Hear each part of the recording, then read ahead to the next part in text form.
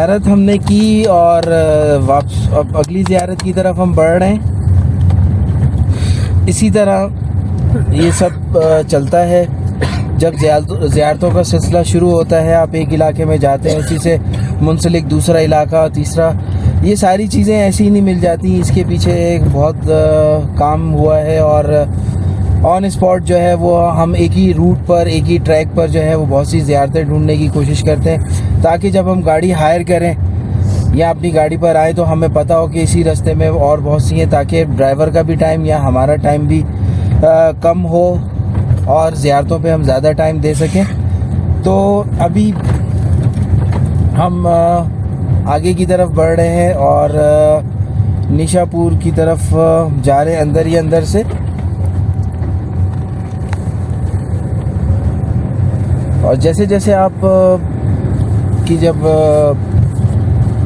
حاضری ہونا شروع ہوتی ہے اور آپ ایز اے زائر جو ہے وہ حاضر ہونا شروع ہوتے ہیں، تو آٹومیٹکلی آپ کی فیلنگز جو ہیں وہ چینج ہونا شروع ہوتی ہیں، اور جس طرح کا آپ کا اپنا لیول ہے یا کیلیبر ہے، اس کے حساب سے آپ ان امام زادگان سے اپنا تعلق بنانے میں کامیاب ہو جاتے ہیں.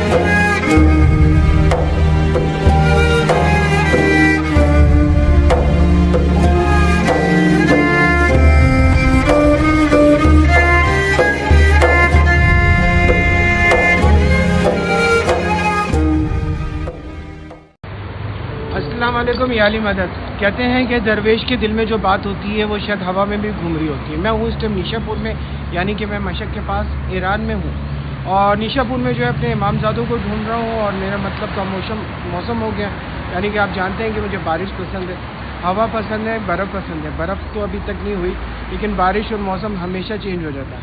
نیشا پور سے میرے بہت پرانے تعلقات ہیں. زیادہ سے زیادہ امام زادے جو ہیں مجھے نیشا پور میں ملے ہیں. کیوں ملے ہیں، ہمیشہ کیوں بلاتے ہیں میرے اندر سے، شاید میرے لیے علاقہ ایران اور ہر چیز جو ہے وہ اتنے کھلنے شروع ہو گئی ہے کہ یہاں کے ایرانی بھی پریشان ہوتے ہیں کہ میں یہاں پہ امام زادوں کو ڈھونڈ رہا ہوں جن کو وہ خود بھی نہیں جانتے. اور جب ایڈریس سنتے ہیں اور یہ چیز دیکھتے ہیں کہ یہ عشق کے معاملے میں پاکستان میں اتنے سارے امام زادوں کے نام جانتے ہیں، تو بڑی حیرانگی ہوتی ہے. اکثر کہتے ہیں کہ چراغ کے نیچے اندھیرا. عاشق جو ہوتا ہے وہ پہاڑوں میں، علاقوں میں، ملکوں میں ڈھونڈتا ڈھونڈتا جو ہے اپنے محبوب کو کہیں نہ کہیں پہنچ جاتا ہے. یہ عشق کا معاملہ ہوتا ہے، عام انسان کو نہیں پتہ. جب کوئی اکثر میری ویڈیو دیکھتا ہے تو مجھے بولتا ہے کہ ہاں کیا کام کیا، کیا زیارت کی، بہت مہربانی. یہ اکثر مجھے جو ہے ملتا ہے، تو ایک دل کو سکون ہو جاتا ہے کہ میں نے اپنا وہ کام پورا کیا اس صدی میں جو کام مجھے سونپا گیا. بس اسی طریقے سے آپ بھی چلتے رہے، میں بھی چلتا رہوں گا. آپ دیکھتے رہے اور میں آپ کے لیے ڈھونڈتا رہوں گا. ایک ٹائم آئے گا کہ میں اور آپ امام زادوں کے قریب، ولیوں کے قریب، کلندروں کے قریب اتنے قریب آ جائیں گے کہ آپ کی روح جو ہے وہ اتنی پرسکون ہو جائے گی کہ میری طرح، جیسے لوگ مجھ سے پوچھتے ہیں اتنے پرسکون کیوں ہو، ان کو بتا نہیں سکتے کہ اندر وہ لائٹ جل جاتی ہے جس لائٹ کے جلنے سے آپ کو کل کی پریشانی نہیں ہوتی. آج کا بندہ ہر چیز، پیسہ بنگلہ پانے کے باوجود روح کی سکون میں نہیں ہے، بیماریوں میں پھنس جاتا ہے. شوگر کیا ہے؟ سوچنے سے. لیکن مجھے شوگر بھی نہیں ہے، نہ میں سوچتا ہوں. کل جس نے لکھنا ہے وہی لکھے گا. ہم بات کریں نیشا پور کی، امام زادوں کی. میرے ساتھ چلتے رہے، گھومتے رہے، پھرتے رہے اور مجھے بتاتے رہے اگر آپ کی کوئی نظر میں ہے. اور اگر آپ مجھ سے کچھ پوچھیں گے تو میں حاضر ہوں.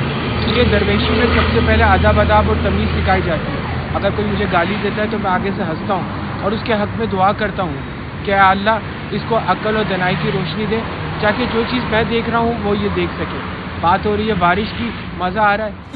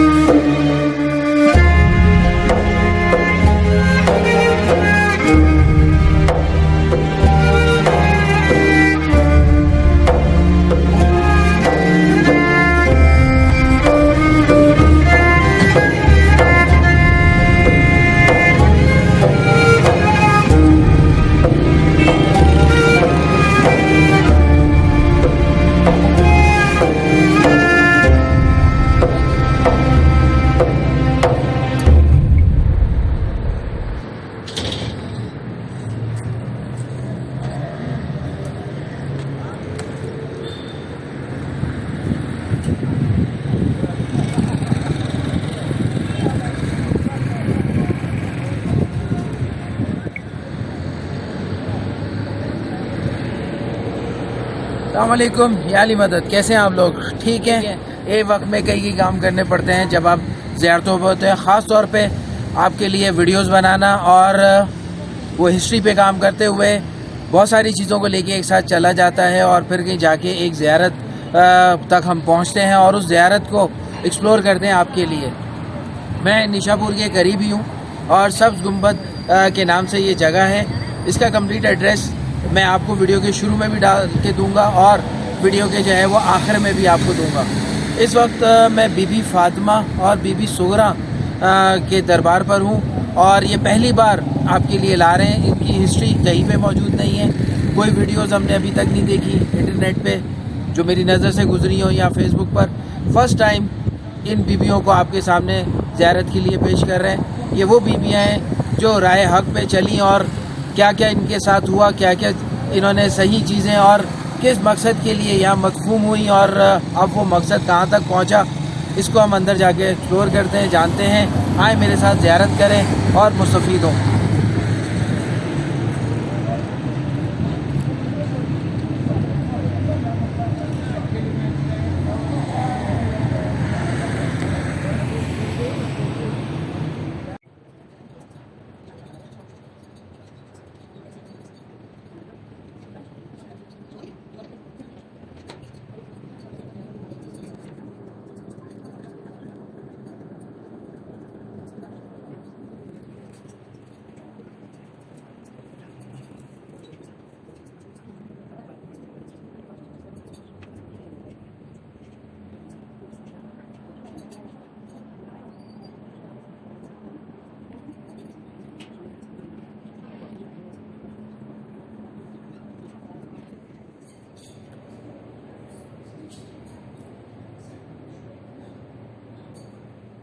سلطان رفتم در برش شاد خندان ای لعین کن به حالم نظاره دست و بردار از این گوشواره خدا در کجا رو کنم من دست و این ناکسان چون کنم من می گریزم ز دست لعینان می روم این زمان سوی هامان ای لعین کن به حالم نظاره دست و بردار از این گوشواره روزی از روزها عید قربان در مدینه حسین بود سلطان رفتم من در برش شاد خندان ای لعین کن به حالم نظاره دست و بردار از این گوشواره من یتیمم یتیمم یتیمم من ز هجر پدر دل دو نیمم من ز هجر پدر دل دو نیمم ای لعین کن به حالم نظاره دست و بردار از این گوشواره بر جمال بیعیب محمدی بلند صلوات. الفاظ نہیں ہے کہ میں ان بیویوں کے بارے میں کیا بولوں. ابھی تک جو صورتحال ہے اس میں میں اپنے آپ کو ہی سنبھال لوں تو بہت بڑی بات ہے. ابھی جو آپ نے ایک کلام سنا وہ روحوں کو جو ہے وہ ہلا دیتا ہے, جگانا تو دور کی بات ہلا دیتا ہے. ان بیویوں کے ساتھ جو گزرا وہ بیان سے باہر ہے. صرف میں اتنا کہوں گا کہ آپ یہاں پہ آئیں.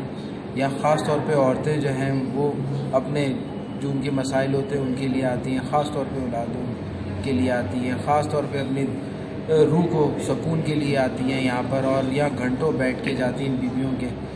اور یہاں آئیں آپ اگر لو لگائیں گے تو آپ کے آنسو گرنا لگ جائیں گے. جس وقت میری حالت ہے وہ بیان سے باہر ہے. آپ صرف دیکھ سکتے ہیں کہ میں نے صرف تھوڑی سی محسوسات کی ہیں اور میری حالت بری ہے جو ان بیویوں کے ساتھ ہوا. اللہ نہ کسی اور کے ساتھ ایسا کرے. جو قافلے سے بچھڑی اور پھر اپنے آپ کو کس طرح انہوں نے جو ہے وہ سنبھالا اور اپنی ہر چیز کو کس طرح محفوظ کرتے ہوئے آگے بڑھی اور یہاں پر جو ہے وہ اپنی آخری آرام گاہ میں مقیم ہوئی۔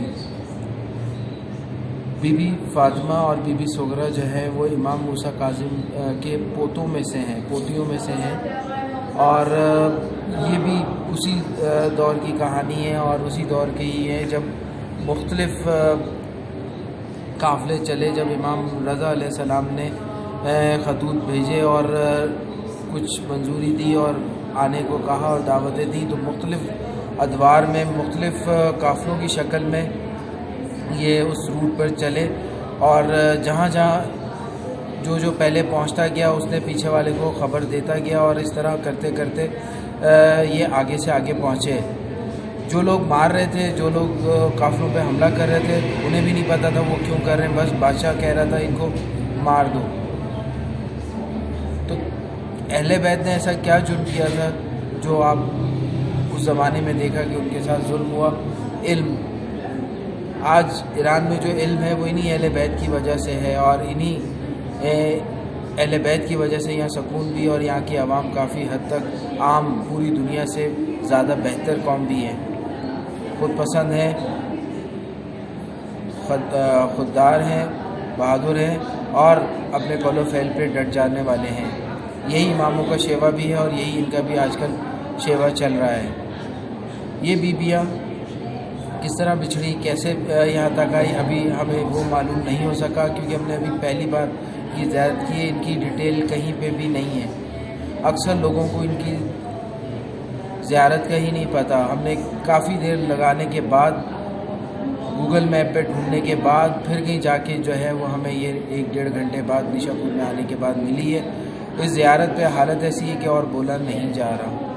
فی الوقت میں یہی کہوں گا کہ آپ جب بھی نیشا پور آئیں اس علاقے میں ضرور آئیں۔ سبز گنبد کا یہ ایریا ہے، یا زیارت کا نام ہے، بہت مشہور ہے سبز گنبد کے نام سے۔ جیسے ہی آپ نام لیں گے سبز گنبد، بی بی فاطمہ اور بی بی سغرا، تو آپ کو ڈرائیور لے کر آ جائے گا، نہیں ہے تو گوگل میپ کھول لیے گا، آپ کو کہیں نہ کہیں سے یہاں لے آئے گا۔ یہاں تک کہ میری معلومات اچھی لگی ہو تو لائک و شیئر ضرور کریے گا اور چاہنے والوں کو شیئر ضرور کرتے رہیں۔ جن کی دلی پیاس یا روح کی پیاس ان زیارتوں سے بجھتی ہے ان تک یہ ضرور ویڈیو پہنچائے اور اس کار خیر میں ہماری مدد کرتے رہیں۔ السلام علیکم یا علیکم۔